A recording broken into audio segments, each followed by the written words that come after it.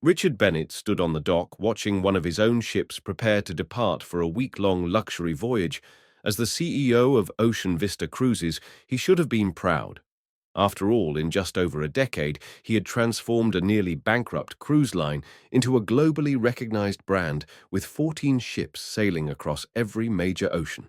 But recently, something had begun to feel off. Guest reviews were increasingly negative, employee turnover had spiked, and yet every report from his executive team insisted that everything was within expected parameters. Richard wasn't convinced numbers could be manipulated, reports could be massaged, but a gut feeling. That was harder to ignore, and his gut told him something was deeply wrong, so for the first time in years he decided to investigate personally. Not with a boardroom meeting or a surprise inspection, those always gave people time to clean up the mess. This time he'd be invisible, disguised in cargo shorts, a faded t-shirt and a baseball cap. He boarded the ship under the name Rick Lawson. Just another face in the crowd. He'd grown out his beard, swapped his usual tailored suits for second-hand clothes, and even ditched his signature watch. On paper, Rick was a schoolteacher on a well-deserved vacation. In reality, Richard was about to walk directly into the core of his own company's culture, unseen and unfiltered.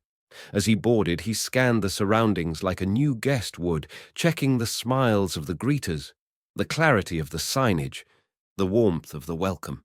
Everything looked fine on the surface, but Richard knew better than to be fooled by appearances. It was easy to polish the entryway while everything behind the scenes fell apart. He moved through the ship, observing the staff and fellow passengers, quietly collecting small details.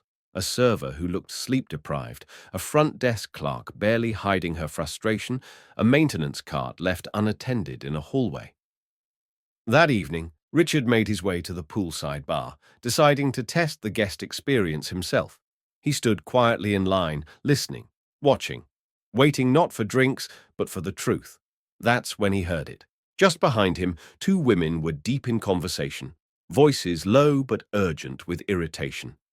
"This is honestly the worst cruise I've ever been on," one said, stirring a watery cocktail. "We've been waiting 30 minutes for food, and when it finally comes, it's cold."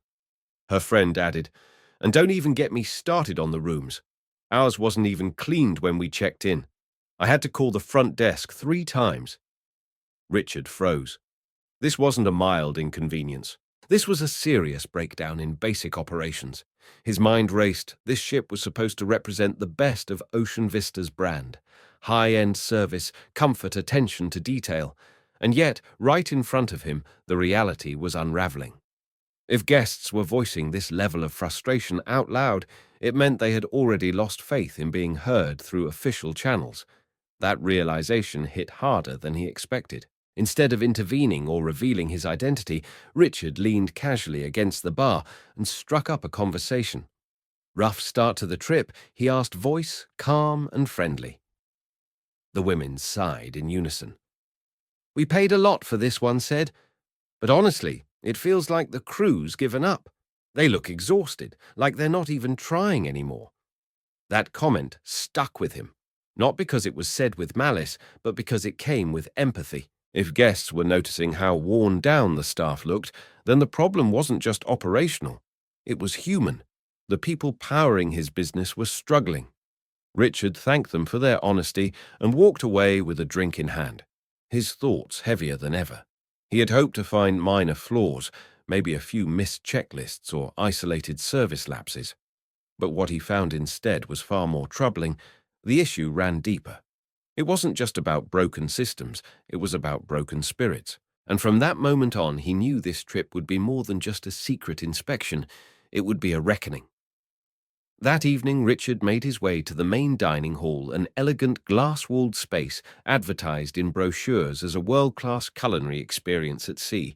He'd personally approved the design years ago and remembered the pride he felt when guests first raved about it. But tonight he approached it not as a proud owner, but as a concerned guest. The entryway, though still polished, was missing something intangible. Warmth. A hostess stood at the front, barely lifting her eyes as she motioned him toward a table in the far corner. No smile, no welcome, just a sigh that felt more like dismissal than hospitality. Richard took his seat and waited. 5 minutes passed, then 10, still no server. Around him quiet, grumblings floated from nearby tables, complaints about delays, cold food, and inattentive staff. He noticed the body language guests, shifting impatiently, glancing toward the kitchen staff, moving like they were dragging invisible weights. 15 minutes in, Richard was about to stand up and leave when a young man in a wrinkled white shirt rushed over, notebook in hand, apology in his eyes. "I'm really sorry for the wait, sir," he said, breathless. "We're short-staffed tonight. I'll take your order right away." The waiter's name tag read, Josh. He couldn't have been more than 22, his face pale with stress, his shoulders stiff from hours of non-stop movement. Richard smiled gently and gave a simple order, a grilled salmon and iced tea. As Josh scribbled the note, Richard asked, "Is this a typical night around here?" Josh let out a short, humorless laugh. "Lately, yeah. Management keeps cutting shifts to save costs, but it just makes things worse. We're all doing double duty, and customers think we're lazy or rude. It's exhausting." He darted off before Richard could say more, disappearing into the chaos of the kitchen. Left alone again, Richard leaned back in his chair, absorbing every word. Josh hadn't sounded bitter. He sounded defeated. This wasn't laziness. It wasn't even incompetence. It was burnout. And more than that, it was a direct consequence of the decisions made far above Josh's pay grade. Richard had trusted his senior managers to preserve the heart of OceanVista guest experience and employee care, but here was the living result of broken leadership. Staff were stretched thin, unsupported, and expected to deliver luxury service with empty hands. When the food finally arrived, Richard didn't need to taste it to know something was off. The salmon was lukewarm, the vegetables soggy, the iced tea diluted. It wasn't inedible, but it was forgettable, and that to him was worse. OceanVista had built its reputation on delivering unforgettable moments. Now it couldn't even deliver dinner on time. He looked around the room and realized most guests weren't angry anymore. They were resigned. Disappointment had settled into the atmosphere like fog. As he ate, he watched Josh move from table to table, trying his best to apologize, smile, and carry on. The kid was clearly overwhelmed, but still trying. And that broke something in Richard. These employees weren't the problem. They were the glue holding everything together, despite every obstacle. It wasn't their failure, it was leadership's, his own leadership. Somewhere along the way, the numbers had begun to matter more than the people. Budgets became tighter, reports more polished. But none of that mattered now, not when the core of his company was cracking in plain view. By the time Richard finished his meal, he had made a decision. Tomorrow the disguise would stay, but his role would shift. Observing from a guest's perspective had revealed the symptoms. Now he needed to go deeper to see what the crew was experiencing, not just what they were serving.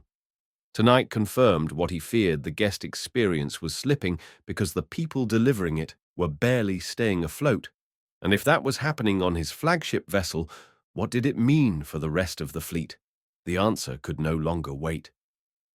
The following morning, Richard rose early, long before the breakfast rush. The ship was still quiet, save for the faint hum of engines and the clinking of early risers pouring coffee in the guest lounge. He stared at his reflection in the small cabin mirror, no longer the guest named Rick Lawson, but someone ready to go deeper. He reached into the duffel bag he had packed in secret and pulled out a standard-issue crew uniform navy, polo black slacks name tag that read, Trainee, Rick. It fit just well enough to pass. He took a deep breath and walked out, heading not toward the upper decks, but toward the underbelly of the ship. The world behind the guest experience, blending in as a new hire, was easier than expected. The crew was so short-staffed and overworked that no one questioned his sudden presence. He was directed to housekeeping for his first shadowing assignment. That's where he met Linda, a woman in her early 50s with a weathered face and eyes that carried the weight of 1,000 turn-down services. Another trainee, she asked with a wry smile, tightening the apron around her waist. Hope you're ready for some real work. We're down 5 people this week, and no one's replacing them." Her voice wasn't angry. It was tired, resigned, the voice of someone who had given too much for too long. As they moved from room to room, Richard didn't speak much. He didn't need to. The story was in the details. Beds hastily remade in minutes, trash bins, overflowing towels, stained but reused out of necessity.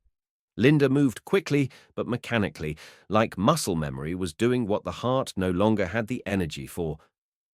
"You see this," she said in one sweet, pointing to a pile of dirty linen stacked in the corner. "That guest called down to the front desk 3 times before anyone finally sent me up. And now they think I don't care. But I do. We all do. We just don't have time." Richard felt his stomach knot. These weren't lazy workers. These were overburdened professionals trying to hold a crumbling system together. Every room they entered was another example of how much the staff was expected to do with so little. Guests arrived to unprepared rooms, amenities left untouched, requests unanswered.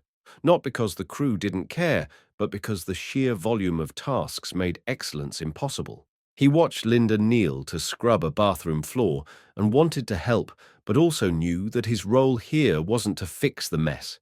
It was to feel it. By midday, they had cleaned more rooms than any one person should be assigned. Linda didn't complain, but the sweat on her brow and the slow heaviness in her steps spoke louder than words. In the crew hallway, they passed a group of new housekeepers, fresh hires from the last port, already looking overwhelmed. "Half of them won't last the week," Linda muttered under her breath. "They come in excited, thinking it's a good job. Then reality hits. No breaks, no backup, just pressure." Richard nodded silently. Every sentence she spoke was a confirmation of what he feared. In the final room they entered, the TV was still on and the sheets untouched. "Checkouts in 30 minutes, Linda said, glancing at her watch. "We'll barely make it." As they worked, Richard noticed a notepad on the nightstand. A guest had scribbled a note. "Please replace towels. Thank you." It was underlined 3 times. "Even the guests are pleading," Linda said softly. "Not demanding. Pleading. That's how far it's gone." Richard picked up the note, read it again, and felt the full weight of what had been lost. Not just quality, but dignity for the crew and the customers. By the end of his shift, Richard was drenched in sweat, physically sore and emotionally drained. But more than anything, he was enraged not at the staff, but at himself, at what his company had become under leaders who forgot that operations aren't built on spreadsheets, but on people. Linda gave him a brief nod as they parted ways for the day. "You did good, Rick," she said. "Hope you stick around longer than the last one." He managed a small smile, but inside a storm was forming. The truth was now undeniable. The company he'd built to deliver joy and luxury had become a machine that devoured both, and the only way forward was from within. After his eye-opening experience in housekeeping, Richard wasn't ready to stop. In fact, the fatigue in his body was drowned out by the urgency swelling in his chest. If the problem was this bad in one department, it couldn't be isolated. He needed to keep going. Still in uniform, he spent the next day quietly rotating through other core departments, kitchen entertainment and maintenance. No one recognized him. To the rest of the crew, he was just another desperate new hire trying to keep up, and that anonymity gave him a front-row seat to what most CEOs would never dare to see. His first stop was the galley, the kitchen that powered the ship's multiple restaurants. From the moment he stepped in, it felt like stepping into a pressure cooker. The heat, the shouting, the rhythm, it was all there, but something was missing. Efficiency. Every station was backed up. Prep cooks were working twice as fast just to meet minimum demand. Richard watched one chef drop a tray of roasted vegetables and barely paused to clean it up before moving on. A senior cook named Carlos leaned over and whispered, "We're running on fumes, man. We've got 3 people doing the job of 10. He explained that ingredient shipments had been delayed for weeks, and even when they arrived, they weren't what was ordered. No one from management followed up, they just told them to make it work. In entertainment, the story was the same, just in a different costume. Richard observed a rehearsal session for the evening show where half the performers looked like they hadn't slept. The lead dancer, Marissa, was nursing a twisted ankle but had no backup to replace her. She performed anyway. "We've asked for help," she told him between numbers. "Costumes are falling apart, props are breaking. And when we report it, they say the budget doesn't allow replacements. We're holding this thing together with duct tape and hope." Her smile was theatrical, but her eyes weren't. It was the same story over stretch teams begging for the basics, only to be met with silence from the top.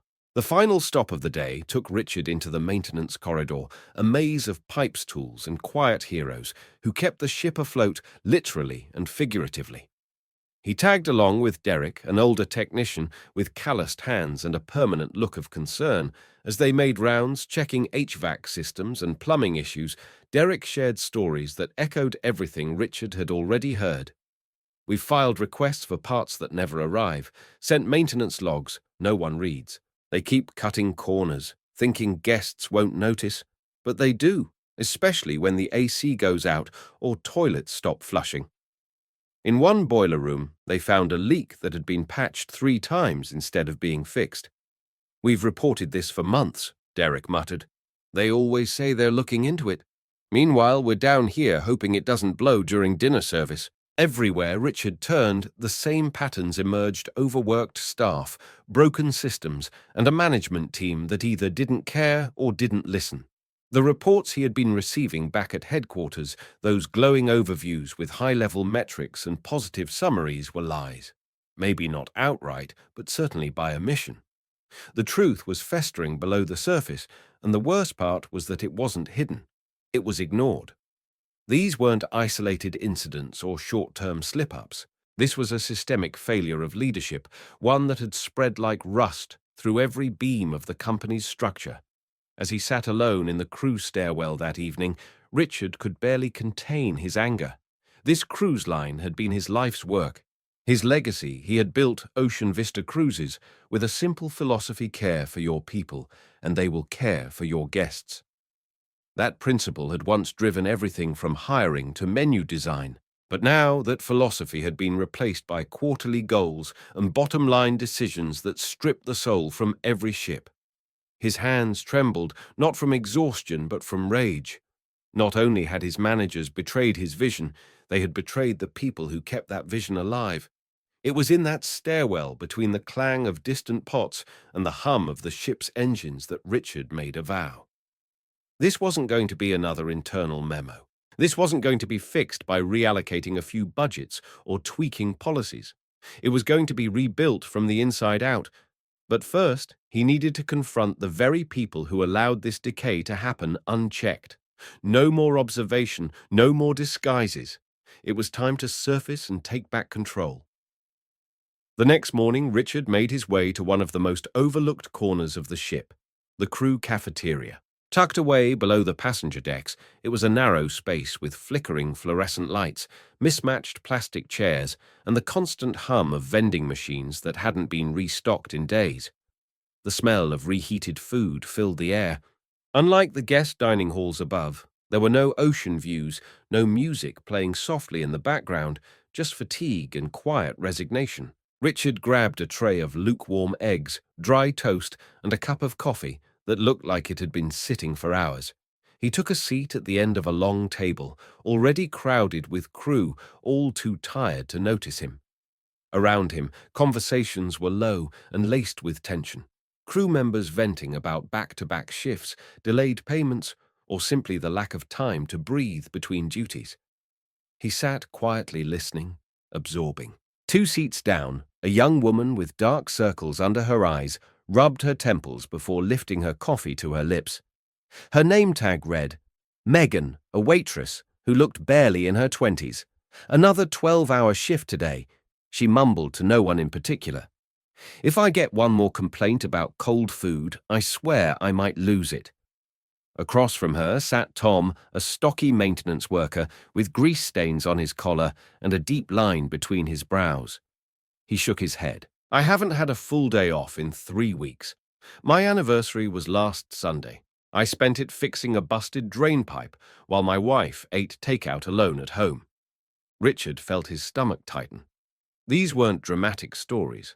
They weren't even told with much emotion anymore. They were simply facts, casual updates about lives being quietly worn down by a system that demanded more than it gave. No one was asking for luxury, they just wanted fairness, rest, a sliver of dignity. Megan continued telling the table about a couple celebrating their anniversary on board the night before. They waited over an hour for their entrees. She said, they were kind about it, but you could see it in their eyes. Disappointed. I hated that. I used to love making people happy. Now I feel like I'm just surviving the shift. Tom nodded in agreement. Same with me. A guest yelled at me yesterday because their AC wasn't fixed by the time they got back from breakfast. What they didn't know was that I had 10 other tickets waiting. I'm one guy. What am I supposed to do around the table? A few others chimed in. One spoke of a broken washing machine that hadn't been repaired in weeks. Another of sleeping in storage rooms during turnaround times because there weren't enough resting areas for staff. Richard didn't speak. He didn't need to. The truth was unfolding all around him, and every word echoed what he had already seen in housekeeping, in the kitchens, in entertainment. What struck him most wasn't the complaints. It was the normalization of suffering. No one expected management to listen anymore. The only time they heard from higher-ups was when something went wrong, and even then the blame often fell on them. Richard realized that morale hadn't just dipped, it had cratered.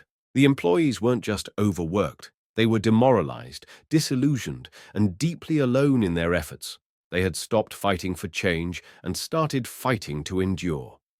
That's what broke his heart the most. When breakfast ended, Richard dumped his tray and lingered by the doorway.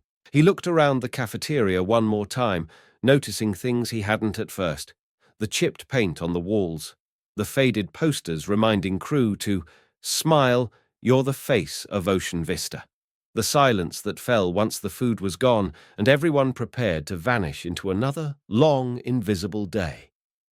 This was the heart of the ship, the people behind the experience. And they were running on empty. As he walked out, he promised himself one thing. This wasn't going to be another moment of pity or a temporary fix. The system itself had to be reimagined. He returned to his guest cabin later that morning with a fire burning in his chest. The ship's brochures talked about 5-star dining and world-class entertainment, but they never mentioned the people who cleaned up the spilled drinks, handled the broken elevators, or stayed up till 2 a.m. resetting tables for the morning shift. If guests were unhappy, it was because the people meant to serve them were forgotten, and if those people were forgotten, it was because his leadership, had stopped listening.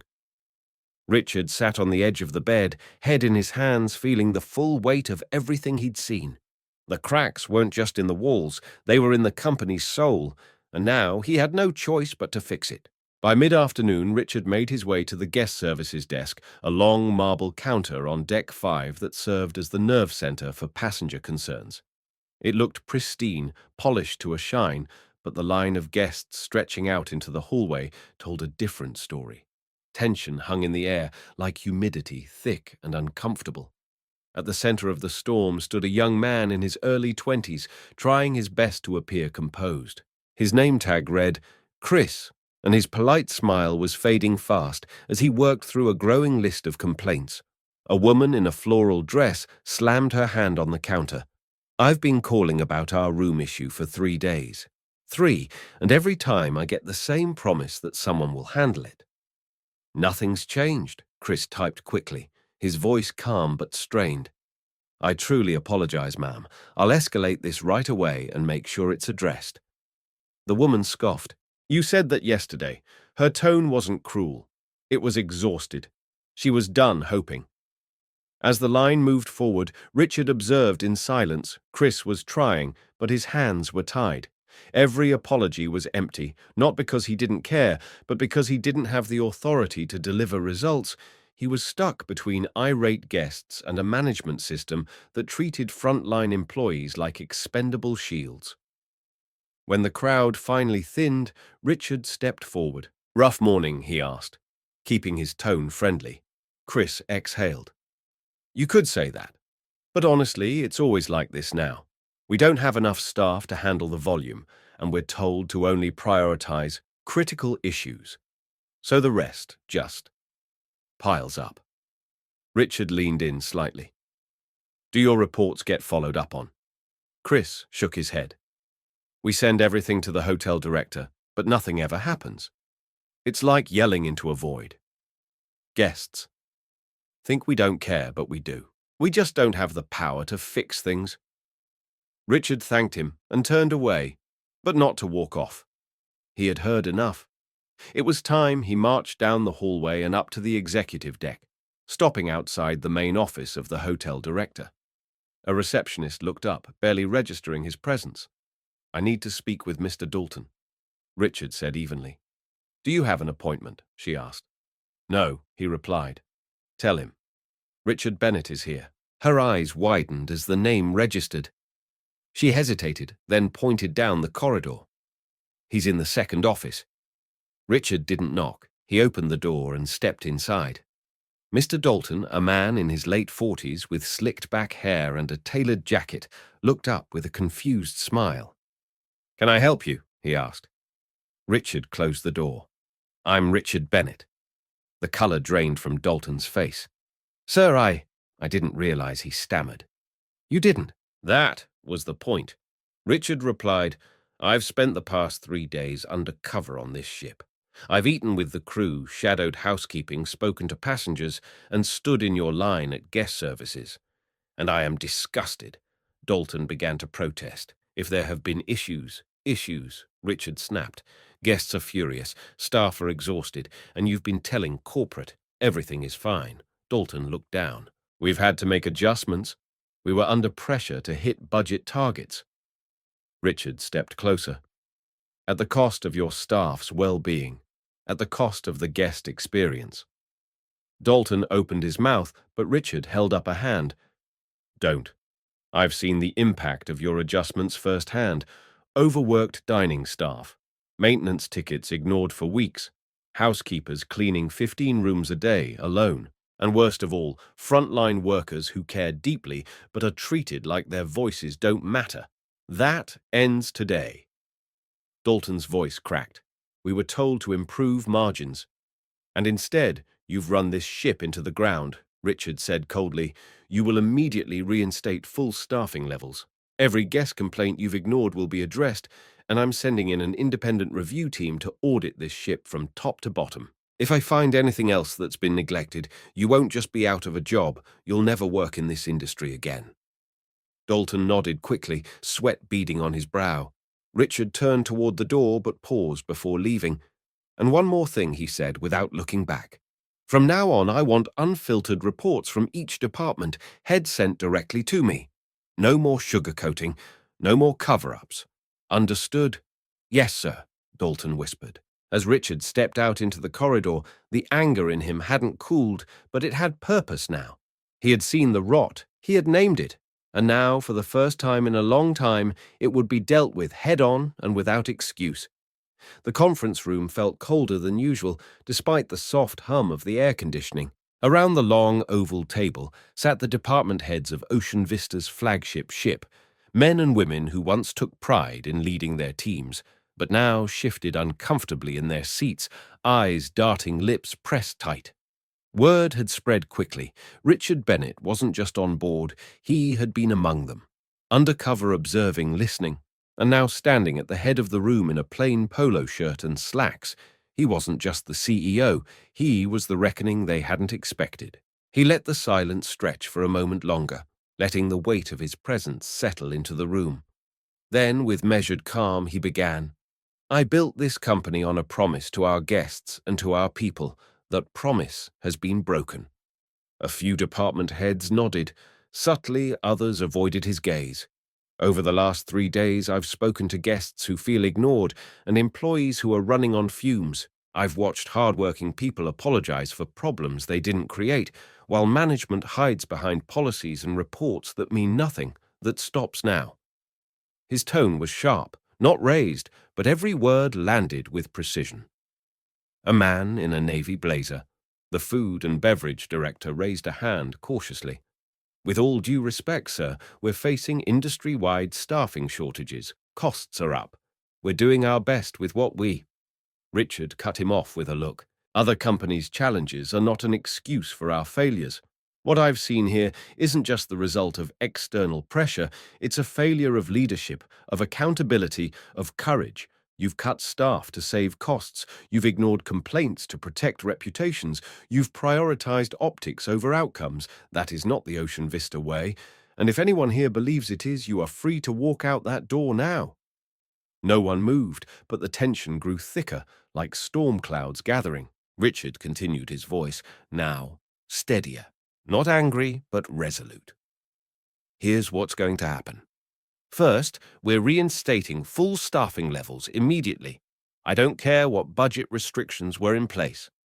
Our guests and our crew deserve better, and they will get it. Second, every department will create a clear, actionable response system for guest complaints. No more filters, no more delays. If someone reports a problem, it gets solved. If it doesn't, I will know why. Third, from this point forward, I will receive unfiltered weekly reports directly from department heads, no summaries, no edits, just the truth. There was a pause, then the housekeeping manager, a woman in her 40s with tired eyes, raised a hand slowly. What if those requests are denied again by corporate? Richard looked directly at her. They won't be, because those decisions come through me now. And let me be perfectly clear, if I find that any of you are suppressing concerns, cutting corners, or punishing staff for speaking up, you won't be warned, you'll be replaced. I'm not here to manage optics. I'm here to rebuild trust from the inside out. That last sentence echoed in the stillness of the room. Richard stepped back slightly, giving the leaders a moment to absorb what had just been said. Some stared at their notes. Others finally looked him in the eye. This wasn't a speech they knew that now. It was a line in the sand, a shift in the company's foundation, and behind the firm tone was something undeniable: conviction. He wasn't bluffing, he wasn't grandstanding. He had seen the ship's soul, and he was ready to protect it, even if it meant removing every leader who failed to do the same.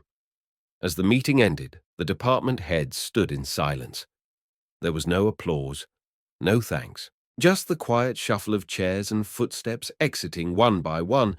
Richard remained behind his hand, resting lightly on the back of a chair, his gaze fixed out the window at the endless horizon beyond. He had once believed that vision alone could carry a company, but vision without vigilance was nothing. Now, with leadership finally realigned and responsibility made clear, the real work could begin, not just rebuilding operations, but restoring the heart of OceanVista. The morning after the leadership meeting, Richard stepped back into the hallways of the ship, not as a silent observer, not as the invisible Rick Lawson, but as Richard Bennett, CEO of OceanVista Cruises. But he wasn't returning to the bridge or the executive lounge.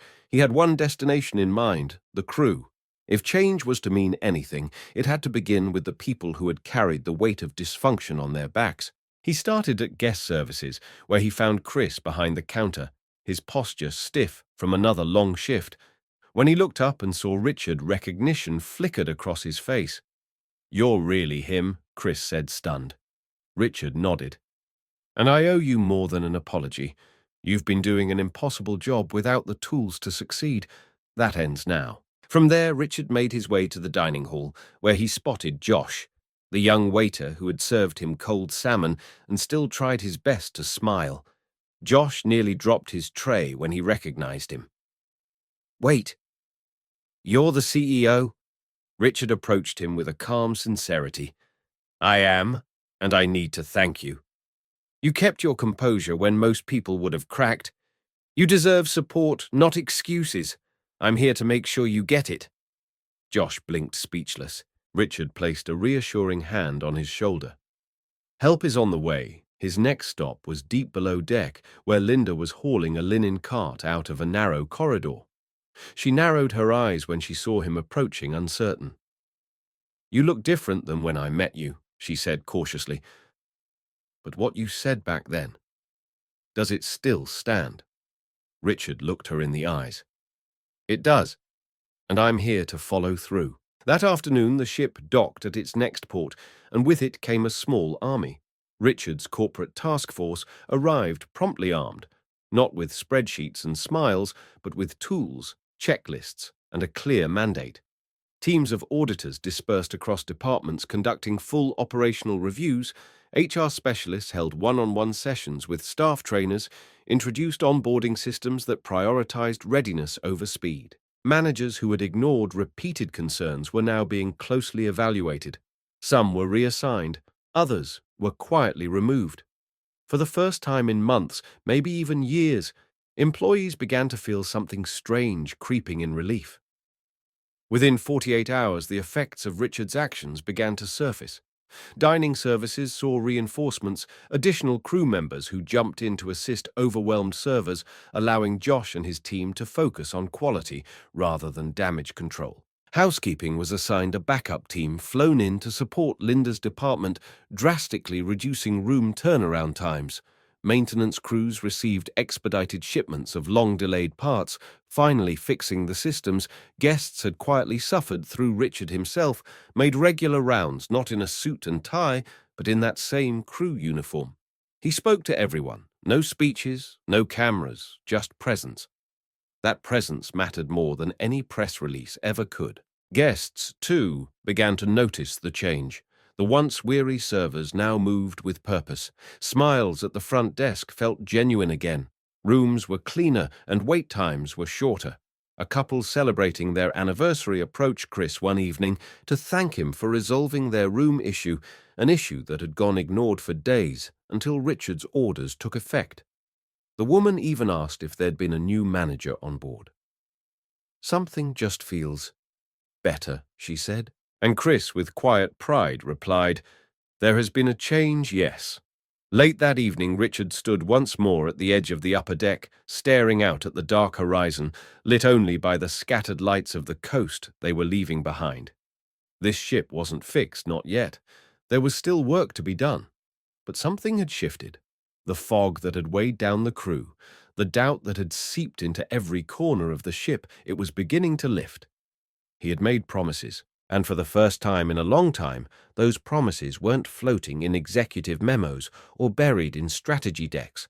They were visible in cleaner rooms, in steadier hands, and in the way people had started to believe again. And Richard knew belief was the beginning of transformation. 2 days after the first wave of reforms had begun to take root, Richard called for a full ship-wide staff meeting, the first of its kind in OceanVista's history. The crew lounge, usually reserved for small departmental briefings, and quiet breaks had been cleared out and rearranged to fit as many chairs as possible. People filed in, some still in uniform, others on rare off-duty hours, their expressions cautious but curious. Rumors had been flying, changes were happening, complaints were being addressed, but could it last? Would this be another wave of corporate promises that faded once the ship pulled into port? Richard knew the weight of those doubts, and that morning he planned to answer them, not with words, but with a plan. He stepped to the front of the room, with no podium, no suit, no corporate entourage, just a printed schedule in one hand and a steady voice. "I've seen what you've endured," he began, "and it's unacceptable. But today we start building something better together." He outlined a new rotational scheduling system designed not just for operational efficiency, but for fairness and wellness. No more double shifts, stacked, with no rest. No more surprise assignments. Each department would now follow a system that ensured every team member had adequate rest between shifts and time off that was truly off. Applause didn't come right away, but heads began to nod.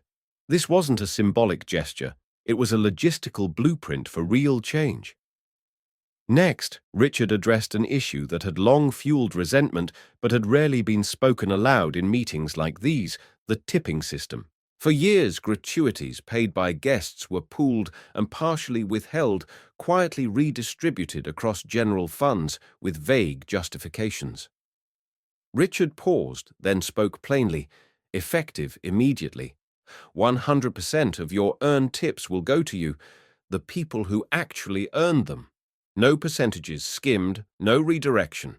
Every dollar that a guest intends for you will be yours." This time there was no silence, a ripple of gasps, then soft applause. Some smiled, others wiped their eyes. It wasn't just the money, it was the acknowledgement. Their work and the gratitude it generated was finally being respected. But Richard wasn't done.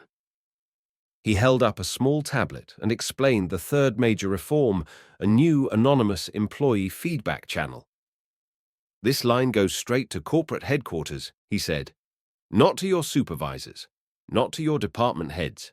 Straight to the top. If there's an issue, a pattern of abuse, or even a simple suggestion, this is where you can share it without fear." He emphasized that all submissions would be reviewed weekly by an independent internal team reporting directly to him. No more retaliation, no more burying complaints under bureaucracy. The silence this time wasn't fear, it was reflection. This was accountability with teeth. He closed the meeting with something unexpected: gratitude. "You kept this ship afloat, not just mechanically, but emotionally. You've covered for failures that weren't yours.